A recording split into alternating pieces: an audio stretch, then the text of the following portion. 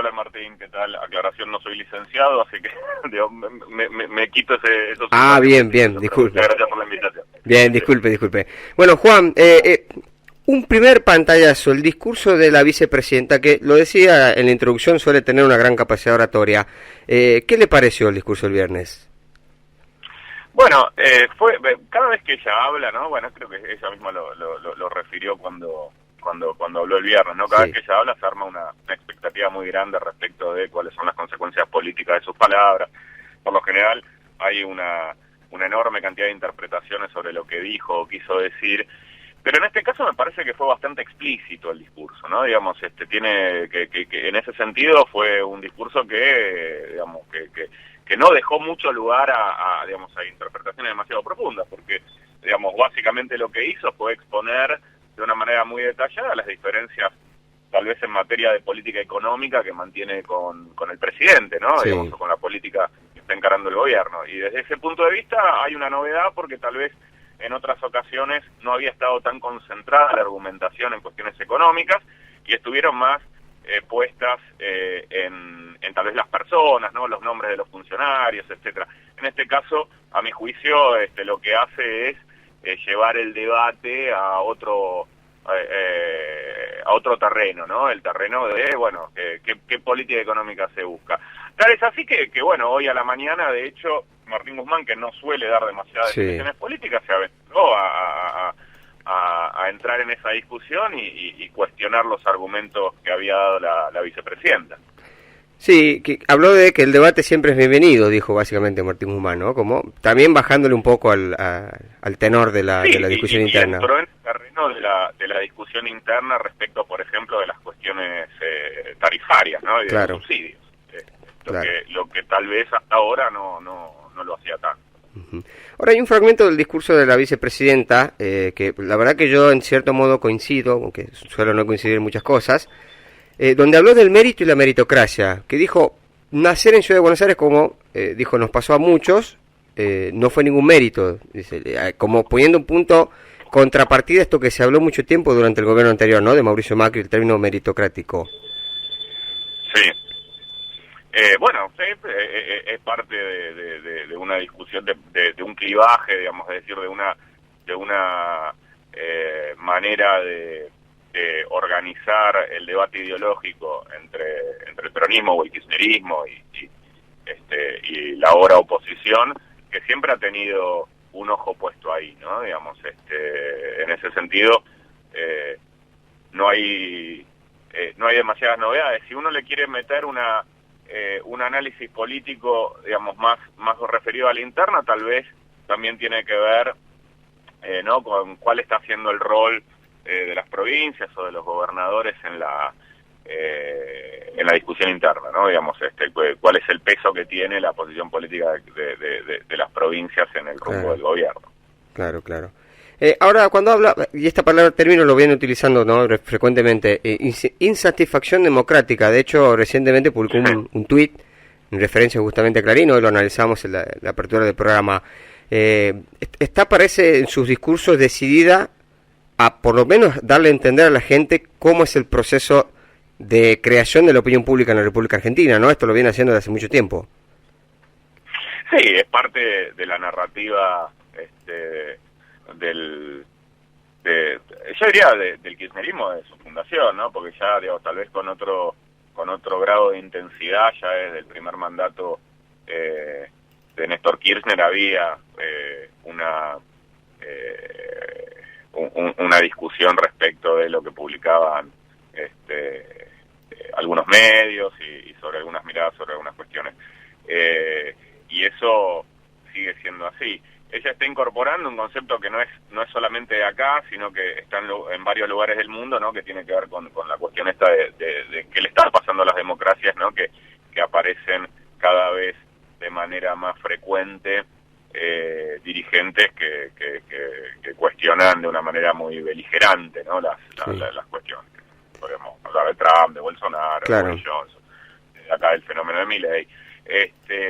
Digamos, ¿qué es lo que explica que haya tanta bronca, ¿no? Digamos, si ella al meter esto, bueno, está claramente demostrando que entiende que hay un problema con con la representación en la política argentina, ¿no? Hay algo que la política o que los partidos tradicionales, los espacios políticos que vienen gobernando en los últimos años, no están sabiendo canalizar o representar, ¿no?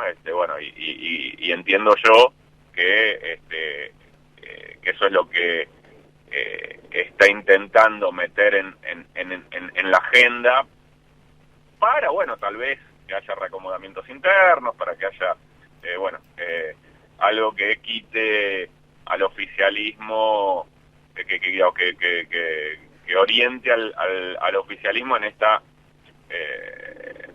este descenso que está teniendo en la opinión pública desde ya hace varios meses, más de un año, ¿no? Claro. Punto y aparte, siempre la vicepresidenta expresándose del Poder Judicial, ¿no? Hablando de la Corte, en este caso vinculando también algunas decisiones de la Corte Suprema de Justicia, por ejemplo, con los planteos de amparo para los servicios de telefonía, ¿no? Que nuevamente, a pesar de que el gobierno los puede regular, la verdad que tienen un decreto que les permite hacer básicamente lo que quieren con los precios, nuevamente refiriéndose y diciendo, este es el Poder Judicial que tenemos en Argentina, quizás estableciendo esto que ya se viene planteando también, de la necesidad de reformarlo. Bueno, lo dijo creo que con esas palabras. Yo creo que para dar esa discusión es más útil referirse a cuestiones como esta, que pueden llegar a ser la tarifa de la telefonía móvil, que entrar en cuestiones sobre tal vez causas más políticas, ¿no? Digamos, creo que cuando uno ancla y encuadra el debate sobre el funcionamiento de la justicia en cuestiones que la gente al final de cuentas puede palpar, ¿no? Que pueden afectar su vida cotidiana, bueno, hay más posibilidades de que entonces las posturas a favor de reformar el sistema del Poder Judicial tengan más apoyo, ¿no? Tengan más consenso. Así que en ese sentido, lo que hace es inscribir algo que está en su agenda hace mucho tiempo, que es la reforma judicial, en tal vez demandas sociales más genuinas, menos politizadas, ¿no? Claro. No es lo mismo decirle a la gente, están utilizando la justicia para perseguirnos a los opositores que somos inocentes, que decirle, se están metiendo con tu bolsillo. No es lo mismo, exactamente. Claro, hay cuestiones que algunas caras más van de la opinión pública. Consultarle sobre la forma de comunicar del gobierno nacional, Juan, ¿qué opinión tiene al respecto? Acá hemos analizado alguna vez que quizás en algunos asuntos, como el tema de Vicentín, quizás pecó hasta de inocente, ¿no? Creyendo que en lugar de crear la necesidad de la intervención de Vicentín, dejó que los medios de comunicación le marcaran la agenda en términos comunicativos. No sé cómo analiza usted la estrategia que tiene este gobierno. Bueno, y esto no es una crítica malintencionada, Sí. El propio presidente sostiene que la comunicación no es muy relevante, ¿no? Digamos, él lo dice públicamente de manera expresa, ¿no? Que él no cree demasiado en la investigación de la opinión pública, ni tampoco en que la gestión de la comunicación pública o la gestión de la comunicación gubernamental tenga un impacto real en la construcción de la política. Yo obviamente no coincido con ese punto de vista, pero él, digamos, claramente lo dice así, tiene todo el derecho, digamos, es legítimo creer eso, ¿no? Claro, es su opinión. No es el único que piensa así en la política, hay muchos, en el peronismo particularmente, bueno, sí. Y yo que suelo trabajar con el peronismo, bueno, tengo siempre un desafío que es tratar de convencerlo de que esto que uno hace tiene importancia. Y claro. Pero bueno, dicho eso, bueno, así es lo que luego se ve en el funcionamiento. No es una comunicación gubernamental que esté acostumbrada o que esté orientada a diseñar estrategias, a planear cursos de acción en función de investigaciones, no es muy ordenada. Bueno, eso se ve, ¿no? Sí. Dicho eso, digamos, si los problemas de comunicación del gobierno nacen de una gestión poco profesionalizada de la comunicación o de las diferencias políticas que existen y que cada vez se evidencian de una manera más explícita en la coalición de gobierno, bueno, yo creo que un poco de las dos, ¿no? Claro. Y hay una diferencia ahí también con la vicepresidenta. Una narrativa coherente, perdón, disculpa. Sí, no, termine, por favor. Perdón por interrumpirlo.